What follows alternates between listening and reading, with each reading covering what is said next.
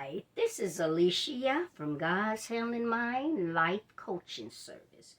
And today it is story time, you guys, as you can see. And before we get into this story time, I want to let you guys know the reason why y'all haven't been seeing me is because I was dealing with this frustrating cold, okay? But I feel much better, and if my voice started cracking up a little bit, I got me a little drink on the side over here so I can drink for my voice, but hopefully everything will go good. But with that being said, I'm going to need you guys to hit the like, hit the share, comment if you like, hit the subscribe, hit the bell, hit the all. That way, whenever I post up a video, you'll be notified of it. If some of you guys haven't been getting your notifications, that's probably because you don't have your notifications on. But anyway, now with this story here, you guys, I was kind of particular about doing this story simply because you hear so much about police officers, and most of the time it's bad. But I was listening to a couple of stories on YouTube, and some of my YouTube, you know, people that I watch, there was like, telling their stories about their experiences with police officers. So I said, hey, I'm going to do my experiences that I've had with police officers, okay? Now, the first situation that I go through with a police officer, as you can tell by the title of the video, it says, when I called the police for help when my vehicle broke down, okay? Now, when I was young, I was taught that police officers are your friend. They are your helpers. You call the police for everything. You call the police if your cat got stuck in the tree, if you got stuck on top of the house. I don't care what it is. I was taught you call the police because that was your helper. Now, before we had roadside assistance, it was police officers, okay? So I was always told when you have a problem, you call the police. So this is what I did. One day I went riding, and I went to this town, which was not my hometown, and all of a sudden, this is when I had my blazer, you guys, and all of a sudden, my blazer went to acting up, and after a while, it got to the point to where it started cutting off. So I pulled to the side of the road. It was good that I, was able to pull side the road. I pulled side the road, and it just cut off. I couldn't get it to crank back up. I didn't know what was wrong with it. I tried to call my son, but I couldn't get him on the phone. So I really didn't know what to do. So my next mind said, call the police. The police can help you. Whatever he can do, he can do that. Regardless to what town you go to, there's a police officer there. Okay, so this is what I did. I called the police, and I said, my vehicle has broken down side the road, and I don't know what's wrong with it, and I'm not familiar with this place. I'm not from this place, and I really don't have anybody that I can call right now. I called my son, but I can't get him right now. So the police officer told me, he said, okay, do you know where you are? I looked on the sign, and I seen where I was, and I told him where I was. So he said, okay, give me a few minutes, and I'll be over there. So I got out of my vehicle, and I let my hood up, just like, I don't know what I'm looking at. I just know how to let the hood up, okay, and look up under the hood. So that's what I did. So while I let the hood up, I'm standing back from it. These two guys, now I'm going to be using terms black and white because, that's basically what this police thing is all about. Okay, now these two guys stopped to help me with my vehicle. Okay, it was a black guy and it was a white guy. They saw me side the road and they came up and they asked me what was wrong. They was walking, by the way. And they asked me what was wrong, and I told them. I said, my vehicle just acting up, and I don't know what's wrong with it, just cut off. So they said, well, we'll look and see, what's what. So both of the guys, they went over there, and they went to looking up under the hood. So while they was looking up under the hood, they was laughing and talking and giggling and carrying on. But what they didn't know was that I had called the police, and I didn't tell them that I had called the police. So by the time that these guys was over there looking up under the hood and they was laughing and carrying on, by that time, the police officer that I called, he pulled up, I'm sorry, it was just one, it was a white guy, okay? He pulls up in the police car. And he's just looking. I'm standing out there and, I let him know, I'm the one. Which he knew it was me because he knew my vehicle. Because I told him what kind of vehicle I was driving and everything. Because you got to tell him that and what color. So he knew it was me. And I was standing out to the side and the guys were looking at it. And he was looking at the guys. Now, I'm looking at the police officer looking at the guy. So what I am thinking is the police officer is looking at them to see, if they going to be able to help me. So this is what I'm thinking. Now, I told you guys I listen to a lot of relationship coaches. And this particular relationship coach says, men's no means. Okay, so the police officer is looking at these guys, and I'm thinking he just looking at them cause, just to see do they, are they gonna be able to help me? So when the police officer pulls up, almost immediately, these guys go to freaking out. Seriously, they just go to, we can't do that, and they get to getting on down the road. And so the police officer, I tell the police, well, they said they can't do that.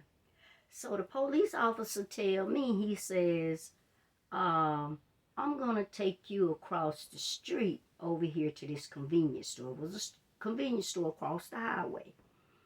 And he said, I'm going to take you across the street to this convenience store and see will they let you stay in that store until your help comes. Because I don't feel comfortable leaving you out here on this highway by yourself. And I said, okay. Now, he got out of the car and he opened the back door of the police car, right? Now, mind you, I never been in a police car, and with this little bar-like thing across the back, it looks real jail-like to me, So, and on top of that, I don't know whether he was like tall, because I can't remember exactly whether he was tall or short or whatever, but the seat was pretty back against that back seat. So in order for me to get in there, I couldn't sit, with my legs down on the floor. Like, I had to turn sideways in order to get in the car. So I'm struggling to get in the car, and while I'm trying to get in, I'm telling him, I told him, I ain't never been to jail before. And he was like, you're not under arrest. I'm just going to take you across the street and see where they let you stay over there, because I don't feel comfortable leaving you, out here like that. So I said, okay. So I switched myself in sideways, you guys, because I couldn't get in there the regular way. So when we get over across the street to the convenience store, he opens the back door and he goes on inside. I don't go in there with him now. I'm trying to get out the back seat, okay? So I finally get out the back seat. But by the time I get out the back seat, he done went in and he done talked to the lady who running the store. So he don't say anything, to me. He walks out and get on in his car, and I walk in the store. And so I'm just standing out there with the customers. You got a line. She got a line of people's out, in the store. And when the police officer leaves, this a white lady now. She's a young white lady. She goes, "Can you believe that? Can you believe that?" And everybody in the store like, "What that? What that?" She said, "He came over here and asked me, could she stay in the store till her help comes, because he don't feel comfortable leaving her out there on that highway by herself." And all the peoples in the store, they're like buzzing, they're like, no, I can't believe that. I don't believe that. But it's not anything new to me, because like I said, this just what I was taught, that they supposed to help you, right? So everybody in the store just going on, "Oh no, I don't believe that. I can't believe that." And then while they going on saying that, the lady said, "You guys, guess what else?" And they was like, "What that?" He said he gonna come back and check on her. And when she said that, all the people's in the store looking at me like, "Who is she? Who is she?" You know what I'm saying? And I'm looking like, wow, you know what I'm saying? But she told me, she said, "You can come and stand up here behind the counter instead of standing out there with the customer." So I said, okay. And this is what I did. But when I tell you, when that police officer left there, those people was like, they could not believe that he brought me over there and asked her for me to stay in the store. And to top it off, he said he will be back to check on me. That blew it out the water. You guys, I'm serious. That store was buzzing. You hear me? And these are black and white peoples in this store that, like, they can't believe it. Now, that's just one police story that I had. Now, another police story situation that I had. Now, I was moving to this town, but I did not want to change my tag to this town. I wanted to keep it in my hometown name, right? I knew what I was doing. Okay. Now they back, a little while back, they had the way they did they stickers for your tag. Different towns had different ways that they did in different times. You see what I'm saying? In my hometown, I think, if I'm not mistaken, I could get it on my birthday, or I had a certain time that I could get it. Where I think when she pulled me over for the sticker, because she thought that the sticker was our date. And when she pulled me over, me and one of my coworkers was in my truck together. We had music playing. We had the music playing. And the music that I had playing, you guys, was Shirley Caesar, "Jesus, I Love Calling Your Name." Now, it wasn't blasting, but it was normal. It was regular. You could hear it. And in the process of her pulling me over, I'm so busy trying to, get my license and get my registration, I forgot to turn the music down. So she walks up to the car and she started talking to me, and she says, telling me the reason why she pulled me over and whatever. So, I'm playing dumb, like I don't know what's going on. So she says, "Can I have your license and your registration?" So I give them to her, and she looks at my license and she said, "You live here?" I say, "Yes, ma'am." She said, "Now, if you stay in a place for a year, you have to get your all your license and your insurance and all that stuff. You have to, not your insurance, but your your license and your tag registration and everything, you have to get it changed over to the town that you in. I said, oh, okay, and then she was like, well, okay, then I'm not gonna give you no ticket or anything like that, but you need to get that straightened out. So I said, okay, thank you. Now, mind you, the music is still playing. She ain't said anything about the music. I wasn't thinking about it because maybe I was nervous or something. So after she leaves, we crank up and we pull out, and my co-worker, she's sitting over there on the side. And all of a sudden she goes, only reason that woman didn't give you no ticket cause you had that gospel music on. She a mess, you guys. I mean, I used to hang with her just to laugh at her because she keep you laughing, okay? But she was serious. She was very serious. She said the only reason that police officer, and she was a black police officer lady, and she said the only reason that lady didn't give me a ticket is because the fact that I had my gospel music on. I don't know whether that's true or not. Hey, God work in mysterious ways. It could have been. I don't know. You understand what I'm saying? But I know she believed that because when we went to her family house where we was going to hang out at, she told her family members the exact same thing. She said the police pulled her over, and the only reason that woman didn't give her no ticket because she had that gospel music on. This is what she kept saying. And I'm just laughing. But like I said, I don't know, you guys. I really don't. But anyway, that was another police situation that I had. Now, another police situation that I had, I was on my way to work. And I told you guys I work at night. So this police officer, he pulls me over. He's a tall white guy. And he's big and he's built. You know what I'm saying? He pulls me over and he says, I guess you trying to get to, and he know my job because he know that road, right? And I said, yes, sir. And he was like, you know why I pulled you over? I said, no, sir. He said, you was speeding.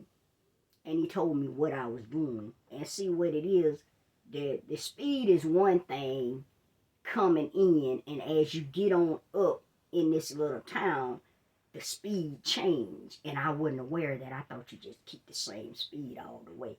And he said that I was doing a certain speed in that speed zone.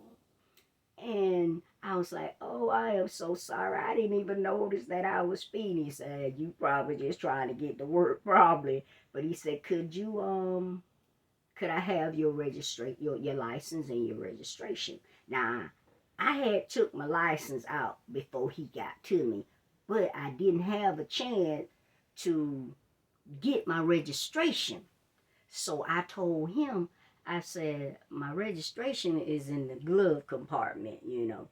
And he was like, go ahead, you can get it. You don't look like you got nothing that can harm me. So I got my registration out and I gave it to him, and he looks at both of them. He's like, well, okay then, you have a good night and you slow it down now. I said, okay, thank you. And I went on about my business. So, like I said, these are the kind of experiences that I experience with police officers, okay? I don't have a problem with them coming up to my vehicle with a bad attitude and whatever. I mean, they always the nicest to me. I don't know, maybe they be having a bad day or something. I don't know. But I'm just giving my experiences that I have had with police officers. And like I said, I used to stay in a town. I used to get a ticket every year speeding. But now this little town used to set up little speed blocks. Okay, so they were tricking people into it. And I stayed in the little town, right, for a little while. And I told the police officer when he come up there to the car, I said, you know what? I get more tickets in the town that I stay in than I do on the highway. And he just looked at me and go to laughing. But like I said, these are the experiences that I've had with police officers. Okay, so In my eyes, police are all. I can say all because you know all. That's everything. You got bad police officers, you got good police officers. You know, so it just goes with the territory. But these are the experiences that I've had with police officers, and I just wanted to share this with you guys. Because they was all talking about their experiences that they had. Some of them, was funny. Some of them was bad. So I said, hey, I'm gonna share mine. So this is what this is. And hopefully you guys, I can keep your videos coming. Like I told you, I just been under the weather, and that's the reason why your video's been late. But hey, I'm back. And you guys remember that God loves you, and so do I. And you guys have a blessed day. Thank you.